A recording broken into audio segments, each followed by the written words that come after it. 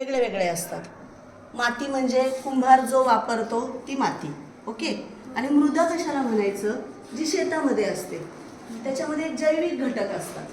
जैविक घटक म्हणजे काय, तर वनस्पतींचे अवशेष असतात, प्राण्यांचे अवशेष असतात. आता ही जी मृदा आहे ही शेतातली आहे, ह्याच्यामध्ये शेतकरी धान्य पेरतो. त्याच्यामध्ये काय काय बघूयात आपण. हे बघा काय आहे, हे वनस्पतीची मुळं आहेत, म्हणजे हे जैविक घटक आहेत त्याच्यामध्ये.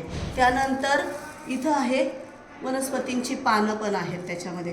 हे सगळे घटक त्याच्यामध्ये असतात आणि त्यामुळे ही माती जास्त सुपीक बनते. जैविक घटकांचा त्याच्यामध्ये समावेश असल्यामुळे, म्हणजे माती आणि मृदा दोन्ही वेगळे आहेत. मातीमध्ये तितकंसं पीक चांगलं येत नाही कारण त्याच्यामध्ये जैविक घटक नसतात, त्यामुळे ती सुपीक नसते. तर तिला वेगळी खतं आणखी घालावी लागतात. ह्यालाही घालावी लागतात, पण ही माती त्या मनानं सुपीक असते, खतं कमी लागतात. हे त्याच्यामध्ये जैविक घटक मिसळल्यामुळे झाडांचा पालापाचोळा असतो, वनस्पतींचे अवशेष येत नाही, मुळं असतात, काही कीटक वगैरे मृत कीटकांचे अवशेष त्याच्यामध्ये असतात. त्यामुळे ही माती अधिक मृदा, त्याला म्हणायचं मृदा, अधिक सुपीक असते. ओके.